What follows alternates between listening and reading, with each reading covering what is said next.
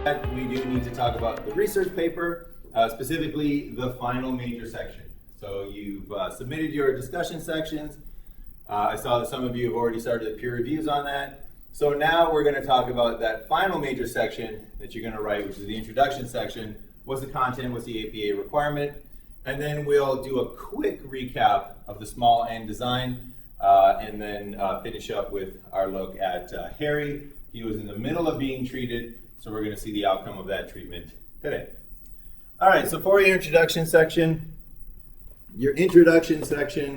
is basically exactly what it says. It's the introduction to your paper. It is your introducing of the subject to your reader. So in terms of content, in terms of what needs to go in there, you need to, first and foremost, your biggest goal in the introduction is to make your reader aware of what is the problem that you are trying to solve.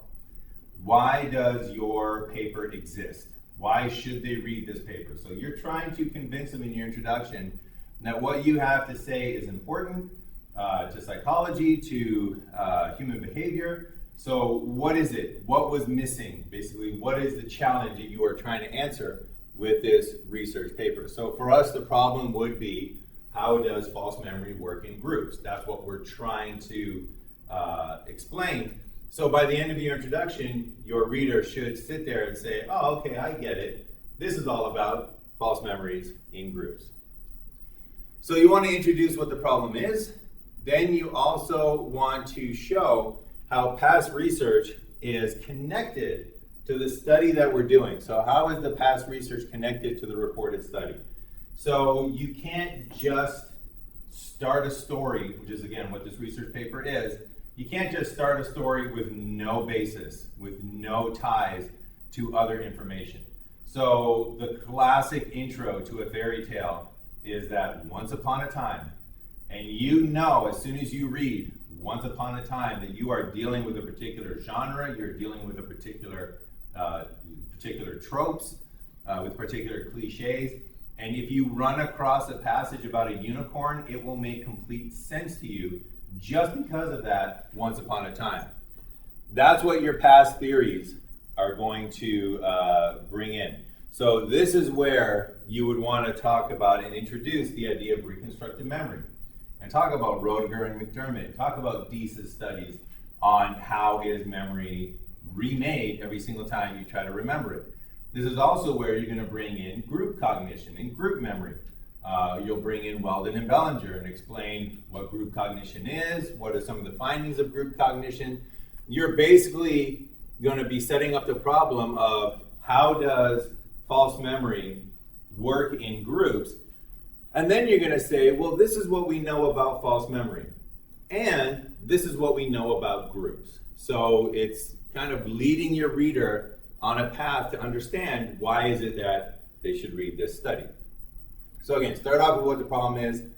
Then you indicate past research that is connected to your study to try to answer that problem. So what led to this problem being researched, and what theories does it check? So that's your kind of overall goal. In terms of how to write this, and you can use this as your outline for your introduction section. This first tip is not done by everybody, but I find it a very friendly way to introduce the idea to your reader. Try to start your paper with a description of a real-world phenomenon that illustrates the problem that you're going to be taking a look at. So for example, in one of the papers that I wrote that had to do with looking at pictures and picture perspective, I didn't launch in right at the beginning by saying something like, perspective is a projection geometry that determines the conic section intersected with a 2D plane of a 3D projection to a single point. You started that way and your reader's like, I don't, what? And they put your paper down and you're Dease, you're not going to be read. Instead of doing that, I just started with a real world phenomenon. And I said, when we walk in front of a masterpiece, such as Raphael's School of Athens, showing scholars discussing in a great hall, we are entertaining a scene drawn in perspective. So I basically said, hey, when you look at a painting, you're looking at perspective. And that's something that everybody can understand, and they can start rooting their cognitive framework to this idea and say, all right, I get it. He's talking about pictures. He's talking about looking at pictures, realistic pictures like in the Renaissance. So then when I finally say, oh, and by the way, here's all the geometry, they have a foundation to build upon. They're like, oh, you're talking about like paintings and stuff, then they can get it. So try to start with a real world phenomenon, a description of a group situation where a false memory occurred. And it could be a hypothetical, it could be real, it could be an example from pop culture. So you're not allowed to use this one because I want you to try to come up with one yourself. But the phrase, beam me up, Scotty, which was a sort of catchphrase for Trek fans and was just assigned to the world of Star Trek. Beam me up, Scotty was never said in the original TV series. It's a false memory. And if you ask people, give me a quote from the original TV series, any even just regular person who knows of Star Trek will say, oh, beam me up, Scotty. It never happened in the series. If you have that as the beginning of your description, people will understand, oh, okay, so we're talking about a false memory. Beam me up, Scotty never actually occurred. People think it occurred. And we're also talking about a group of people. I kind of get it. We're talking about false memories in a group. So start with that real world phenomenon. You're not allowed to use beam me up, Scotty. Then you introduce the past research. So once they know about the phenomenon, once they've anchored their brain to that idea, then you can start introducing the past research. Then you can start talking about, once they know they're looking at a picture, then I can start talking about mathematical projections. Once they know we're talking about false group memory, then you can start talking about group cognition. It's not going to hit them out of nowhere. Then you can start talking about false memories and reconstructed memory. They'll be prepared for it. So that's when you introduce the past research. Then, and this is an important one, you need to show that there's a gap in the research. That's the problem. That's why this paper exists. So you need to have some sort of explanation that while there is a lot of research that investigates reconstructive memory processes and false memories in the individual, and while there is a lot of research that takes a look at cognitive effects in groups, there is no research that takes a look at reconstructive memory in a group setting. That's why this paper exists. So you identify that there's something missing in the research. There's something missing in psychology. There's a hole in psychology, a gaping lack in our knowledge. And then once you say, hey, take a look at this, nobody has done this before, nobody knows the answer to this. Oh, and by the way, we're going to answer that. So our study is going to look at false memories in groups. Our study is going to look at the effects of group cognition on false memories. So you indicate that you're going to fill the gap, and then you end with your hypothesis. You end with the statement that if this theory that I introduced here is correct, and we test groups for false memories, we should find this. If this other theory that I introduced here is correct, and we test groups for false memories, then this other thing should occur.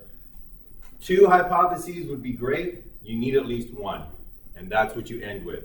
You end with that if this is true, and we test individuals in groups for false memories, this is what we should find. And once you end with that, they are ready to hear the method section, which is the next section that comes up, which is here's how we're going to actually do it.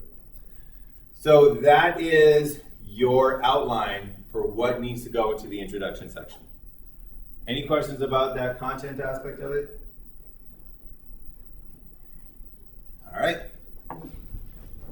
Okay, so that was the content. APA requirements. All previous requirements are being carried along into this new draft. So all the margin requirements, citation requirements, that's going to be a big one. But everything that came out in the method section, results section, discussion section. The headers, you're probably not going to need them, but if you do like to organize your intro with headers, make sure that your headers are formatted correctly. Times New Roman, 1-inch margins all around, all that stuff. If you write a number, make sure that you know, should it be the number 5 or should it be the word 5? Okay, so make sure that you check all your previous requirements. And then the new requirements, in terms of the organization of the report, stick to the outline that I just presented. But if you want a second opinion, you can check your textbook for what they say goes into an introduction. It'll basically be a restatement of what I just told you, maybe with a few extra features added, but again, we're kind of doing a simplified version for that first time you're writing a research paper. All right, any questions about the APA style of this? So really nothing really new being introduced in terms of APA style. And then this introduction section will not be peer reviewed. You will not submit a draft for peer review. This is going to be your opportunity to self-critique and sort of self-review. That's a good skill to develop. That's a good skill to make sure that you have. And this, once you're done with your introduction section, the first time you will submit it is as part of your research paper, your final research paper. So then again, this is going to be your opportunity to self-critique and improve your writing in that way. So there's no due date on the introduction section draft because you're not handing in the draft. This will be part of your final research paper. All right.